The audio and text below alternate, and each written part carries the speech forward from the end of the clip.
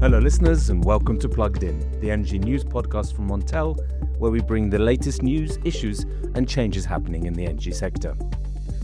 This week, we turn our attention to one of Europe's most pressing energy concerns: gas storage. With storage levels in key markets like Germany well below seasonal norms, volatile summer-winter price spreads eroding economic stimuli to inject gas into storage units, and geopolitical tensions in the Middle East threatening LNG supply routes, how prepared is Europe really for the winter ahead? As the closure of the Strait of Hormuz rattles global gas markets and governments weigh whether regulation, subsidies, or strategic reserves may be needed once again, we ask whether Europe can refill its storage facilities in time, or whether another energy crunch or financial crisis could be looming. Is this simply a temporary market distortion, or are structural vulnerabilities in Europe's gas system being exposed once more? Now, it's a real pleasure to welcome on the pod Maria Hensch, who's our Germany correspondent based in Berlin. A warm welcome to you, Maria. First time on the pod. Yes, first time. Thanks for having me. Brilliant. We're here to talk about gas storage, Maria. What is the current sentiment like about, regarding gas stocks in Germany? I would say so far the sentiment is cautious, but not yet alarmist. So first of all, Germany has the biggest storage capacity in Europe with around 250 terawatt hours, which is close to a third of our yearly gas demand. And that capacity at the moment is relatively empty at not quite 25%.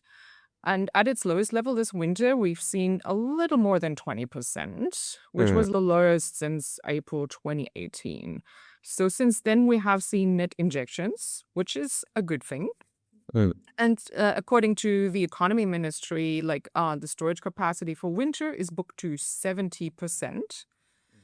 But market experts usually say that this does not mean that all that gas will definitely be in store at that time. So there's some concern as to how storage can be filled, especially since, no one knows how long the war in Iran is going to take. And of course, the economic incentives are low. But for now, I would say it's mostly a question of how much are we willing to pay for the gas, and it's not a physical shortage. Very interesting, Maria. I mean, what are the options that Germany has to fill gas storage? Well, so the old-fashioned way, I guess, would be to let the market work its magic, which at the moment, it doesn't look like it's going to do that because the summer-winter spread is basically non-existent. And both winter and summer contracts are pretty much on par. And some analysts do believe that the spreads could rebalance later in the year, so that the further we get into the injection season, the higher the winter risk premium will be, right? And then the whole thing would rebalance. But as long as that is not happening and the war in Iran is raising the pressure for a market intervention by the government, and the current German government is not very open to the idea. They do not like intervening in markets. But the leading politicians, they have said that they are at least examining the idea of creating a state gas reserve, which would be similar to what we have in the oil markets. And Economy Minister Katharina Reiche, she previously said she wants to wait it out until at least early May, which is pretty close from here, and see whether the gas market spreads will turn positive again. And so far, that does not seem to be the case. So the discussion about a storage reserve is gaining some traction. But of course, Germany has had bad experiences with that, or at least very costly experiences. Because if you look at the past, in 2022, during the Ukraine crisis, when Russia invaded Ukraine, the former German government had basically already created a strategic reserve. They had tasked the market area manager, THE, to buy about 50 terawatt hours of gas, put it into storage at 175 euro per megawatt hour. So it was pretty expensive. Cost some 8.7 billion euros, which was widely criticized. And because at that moment the gas was not needed, the government later sold that gas off again at an average price of only 48 euros something. So that reserve already existed, but now it's gone. Maria, fantastic. Thank you very much for setting the scene for this week's podcast. Thank you. Thank you. To help us break down the risks, the market mechanics, and the policy choices facing Europe, we're joined by two leading experts at the forefront of gas analysis.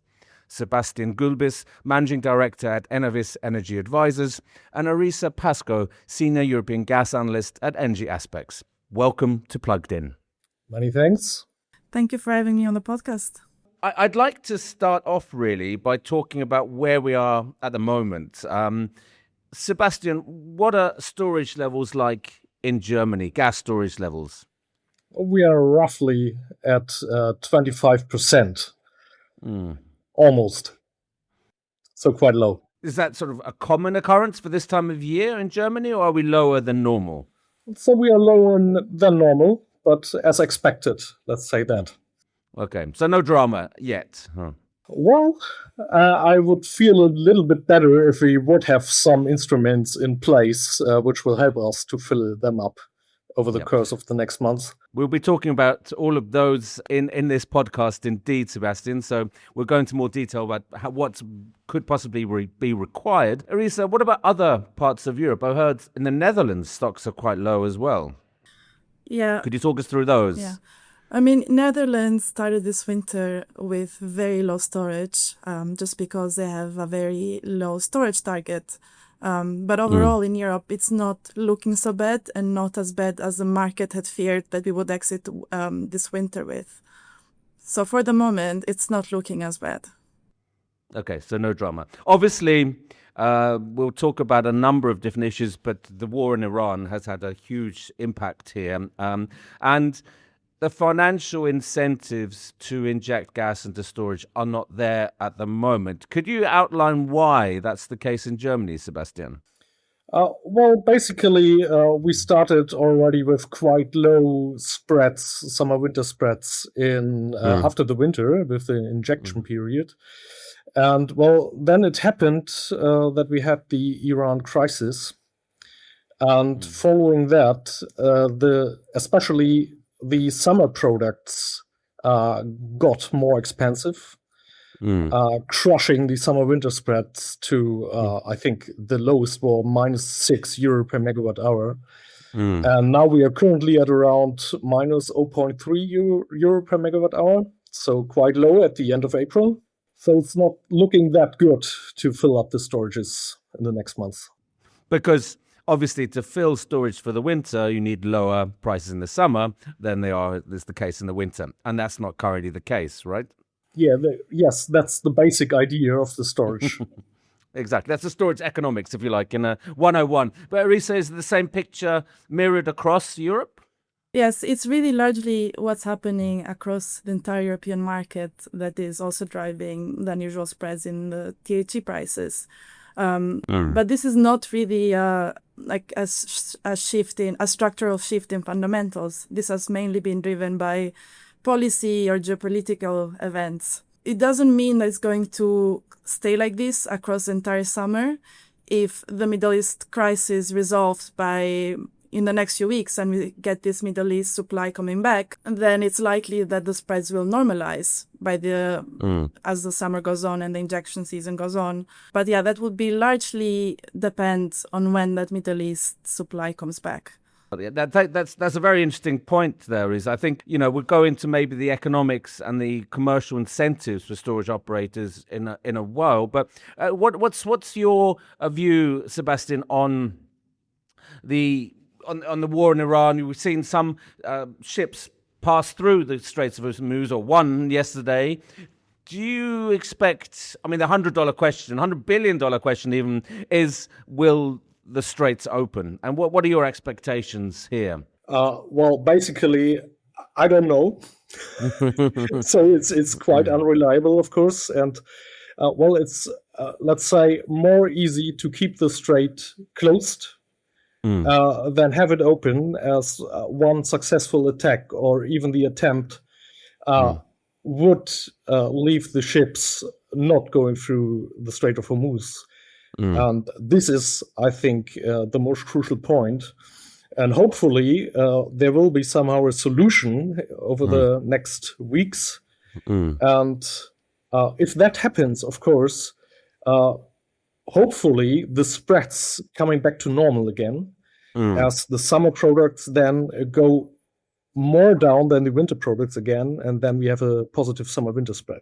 Absolutely. So a lot hinges on this. What are your forecasts here for the Strait of Hormuz and the Gulf War in general, Arisa, energy aspects?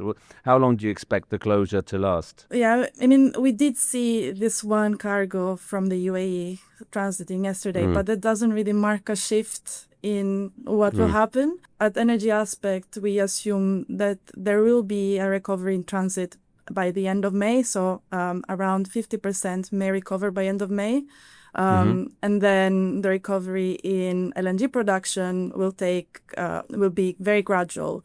So total production would not really occur before September or October. That's interesting. That's quite an optimistic view. I've heard that before. And obviously, we're in a very, very unpredictable world where things can change very, very rapidly. But Sebastian, so what does this mean then in terms of, for storage operators? What kind of incentives do they need to fill up the storage facilities? Well, the question is who's giving the incentive, the market or the regulatory environment, the government? So at least, so the summer-winter spread is not the only incentive they have, but it is, let's say, a marker. Even though if you look at the past, it wasn't a good marker to say if the storages at the beginning of the winter are full or not. However, if you look at it, one would say nobody is willing to book storage capacities currently. And we do have that in Germany as well, that not all of the capacities are booked. So there won't be filled up in the future unless we do have either economic spreads in the market, or we do have different incentives based on, let's say, government-driven new regulatory environments. Okay, I will come back to those in a second, Sebastian. But what's your view, Arisa? What needs to happen? What kind of incentives needs to be put on the table across Europe, not just in Germany, but elsewhere? Well, to add some positivity here, the spreads are not, like Sebastian said, the spreads are not the only factor. We actually believe there's a lot of injection demand that is price inelastic. And that means that's basically utilities that still need to put some gas into storage to ensure that there is enough protected supply for certain customers. So that would be households, schools, hospital, anything essential really. And the cost of storing this gas would normally be passed through via retail tariffs to these consumers. So utilities can still make profit even if the gas that they stored was not bought when there was an economic incentive. How much gas are we talking about there? What kind of percentage is that of the total? We've done a very rough estimate of this, just based on some of the regulation, particularly France is very good with this. We have assumed that maybe around 35 to 40 BCM of injection demand could be price inelastic, so that will happen even if spreads don't normalize. And that could get us in the EU, at the EU level, that could get us to the EU minimum storage target.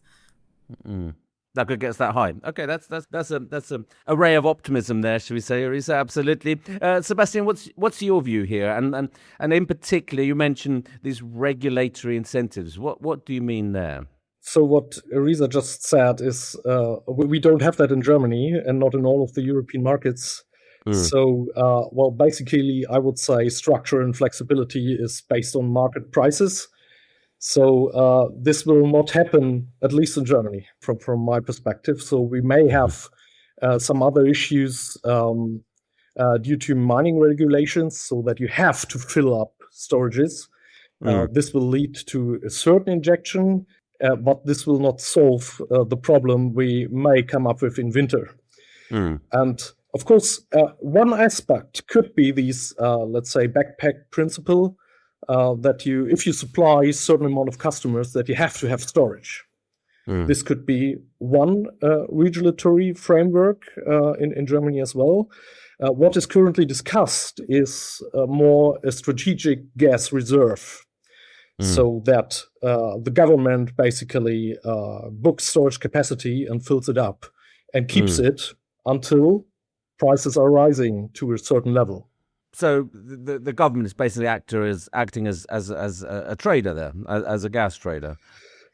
Well, I wouldn't go that far. We had that shortly after the crisis, that the government or Trading Hub Europe acted as a gas trader, or was forced to act like a gas trader. I think the strategic gas reserve, it's a question how it is done. Well, so the government just can say we auction certain volumes and you have to supply us with them. And it is not intended to trade them already within the future market, for example. It's injected to stay there until we really had an emergency issue. So you don't see a situation that we saw in 2022 where basically the German government wrote a blank check to fill the storage levels, Sebastian? They skipped it already last year, where we had the same discussion, if I remember correctly.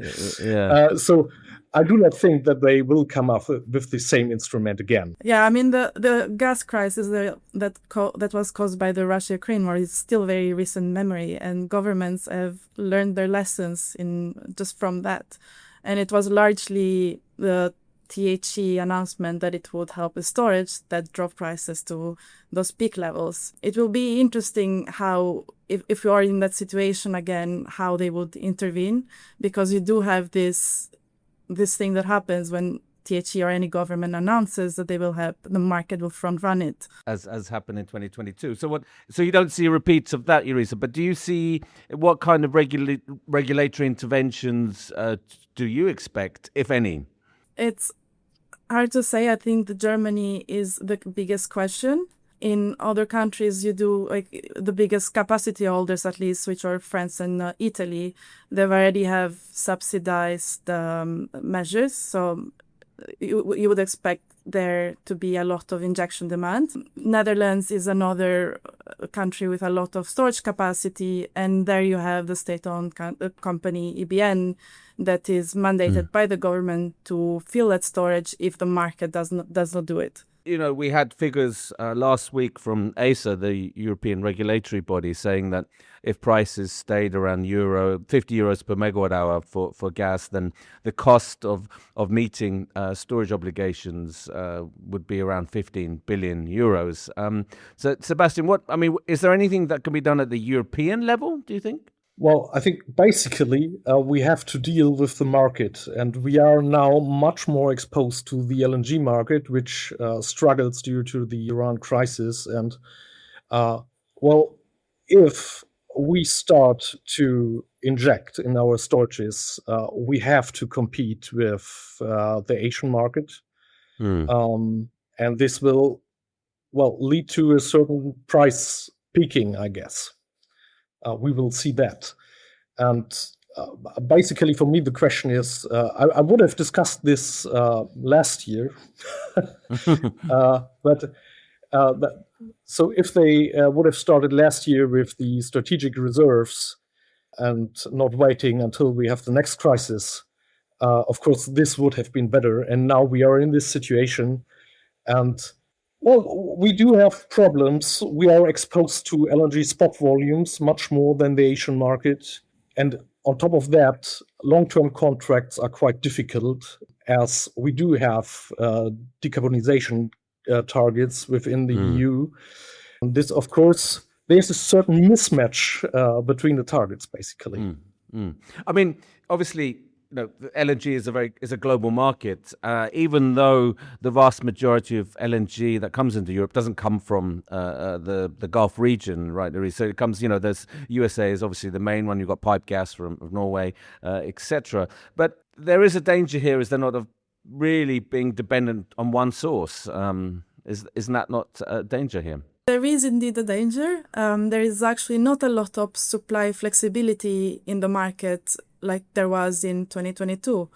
So most of the flexibility that is happening now, both in Europe and in the global market, is from demand reduction measures. And we've seen a lot of demand destruction in Asia. So it is not, that is why it's not looking as bad for the European injection season yet. But these demand reduction measures, so those are in the form of fuel switching, industrial curtailments, they cannot help the market for such a prolonged period of time. So if the Middle East crisis continues for a lot longer, we can't rely just on those, especially in some sectors like fertilizers, where you face issues with food security. Absolutely critical, absolutely, for sure.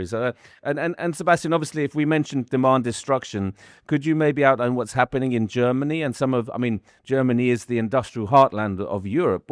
What's happening in here? What happens in Germany will have repercussions across the whole continent. So what's happening with German industry? They must be very, very concerned at these sustained levels of gas prices.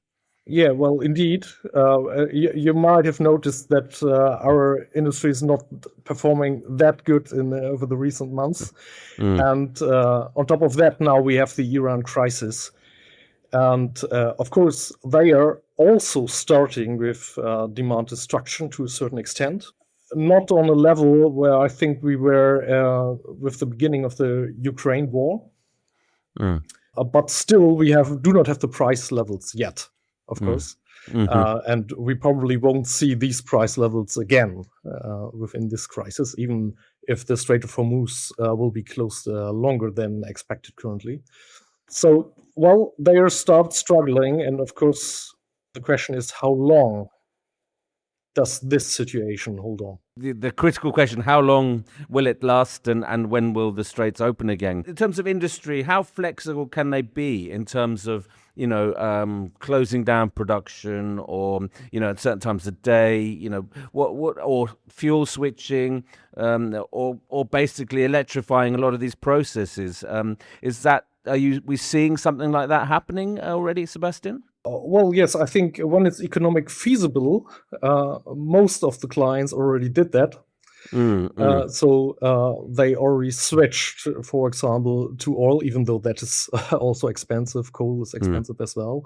So the question always is, does it make sense to switch at these current gas levels? And as almost everything was gone up in terms of prices, it's a quite narrow decision, if or if not to fuel switch. What's your view here, Risa? Yeah, I would say that the measures we've seen in Europe are still not that meaningful yet. It's still very early in the conflict. There has been some fuel switching, but not a lot. That switching capability has actually declined since 2022. We did see some industries then switch to liquids, but we think that a lot of them actually did not switch back to gas in recent years.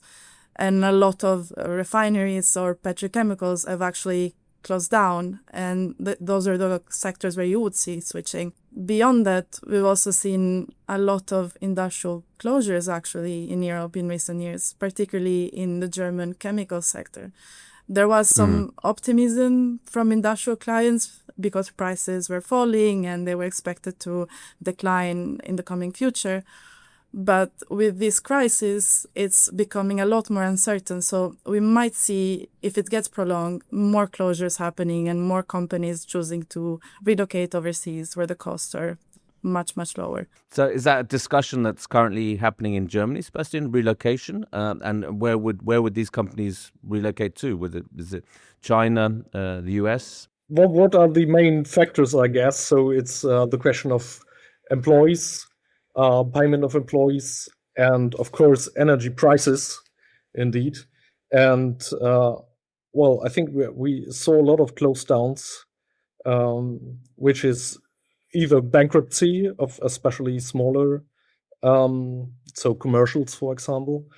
And the bigger industry is thinking about leaving Germany to better markets abroad. That's true. question here is how serious are those thoughts? I mean, it's also a very strong lobbying tool to get sort of industrial power price at a level that industry wants in Germany, which is now the European Commission has approved, and maybe they're looking to extend some of those rules. That's a very powerful tool, is it not? Well, I would say, while in the past, I would say industrial clients are always complaining, but I think that currently all these crises hit them really hard, and they have really strong thoughts about leaving Germany. And elsewhere in Europe, Barisa, are you seeing a sort of flight of industry or potential kind of, more than actual thinking and considering, but actual, dismantling plants and moving elsewhere? It's mostly in Germany, really. There have been some closures in other countries, I think Spain, Italy. A lot of them are in the refining sectors that have closed down. The UK especially, but most of it is Germany, really. Yeah, and that's obviously what policymakers want to avoid, is it not, Sebastian? That you're losing jobs, you're losing the pulse of the country there. Well, they try. Let's put it that way. But that's should be their target, correct? Isn't there a way of looking at this in another way? For example, that these, we've had obviously COVID, then you had Ukraine, then you had the Gulf War, the war in Iran. Isn't there an argument saying, well, one way to lessen the dependence here is to really just electrify fully, Sebastian, go for the green transition? Isn't that something that should be on the table more? Well, basically the question is if this happens now due to, first, everybody notices, well, oil is more expensive, so gas is more expensive. And basically, if we compare gas price increases to power price increases, it's much less already, because we do have renewables within the system. And, well, you find all over the place in the news comparisons between diesel and gasoline vehicles compared to electric vehicles. So basically, yes, it's currently cheaper. The main question is, as these electric-driven vehicles are much more expensive, typically. So it's a question of, do you have the money to buy it, especially in the current crisis, when you're probably going to lose your job. This is maybe an issue, but yes, this should be, a self-fulfilling prophecy now. Arisa, what do you think here? Yeah, I think it's likely we're going to see an acceleration in investment. Well, in investments in renewables. We saw the same thing happen after 2022, and the same thing is likely to happen now in both Europe and actually in Asia. It will be interesting to see actually if the growth in gas-fired capacity in Asia happens, given all the geopolitically driven volatility in the market. One thing worth mentioning there is there, even though the growth in renewable generation in Europe might lower gas prices and Europe's reliance on it, it will not completely remove volatility in prices, particularly over winter. And certainly it won't reduce volatility in power prices either. I think, the days when there's huge amount of renewable production, prices are very low, and when there isn't much, they're very high. I'd just like to round off really by discussing with you guys what your expectations are for November, so October, November. Where do you think the gas storage facilities will be? I know it's time for your crystal ball, Sebastian. What can you tell us? Where will we be? Will we be at 40% or will we be at over 80%? Maybe we have to distinguish between what do I hope? I hope we are at 80% at least. And we might be lower depending on the question, how does the Iran crisis develop? So I think, Arisa, you mentioned it. If the Strait of Hormuz is closed, let's say, over the course of the summer, this will be, this is then the worst case situation, because then we have high prices in summer and in winter everything's fine again, maybe almost. And then one could say maybe it's better then to have the Iran crisis over the winter as well, just to keep prices up within winter to get storages filled. Arisa, over to you. What are your expectations? At the moment, we think Europe will manage to get to a storage level is going to be adequate for winter. At the moment, we're expecting 86% for Europe. But that's very contingent on when the Strait of Hormuz reopens. Based on our analysis, we see July as the inflection point. So if the Strait of Hormuz does not open by July, that's when the real challenge begins. And that's when it might be difficult to even reach that minimum storage target without prices jumping to 2022 crisis levels. No. So maybe we should have this discussion again in July then, Arisa and Sverrisson, and see where we are then. Guys, thank you very much for joining the Plugged In podcast this week. Thank you. My pleasure. Thank you. And to you listeners, thanks for listening to this episode of Plugged In. If you enjoyed this discussion, please like, rate and follow to make sure you get the latest podcast episodes as soon as we release them every Thursday. We'd also love to read your reviews of the podcast. It helps us to keep up to date with what you, our listeners, think of the podcast and what content you want to receive more of. Finally, you can head to montelnews.com for more news and analysis from our team of journalists across Europe and beyond. See you next time.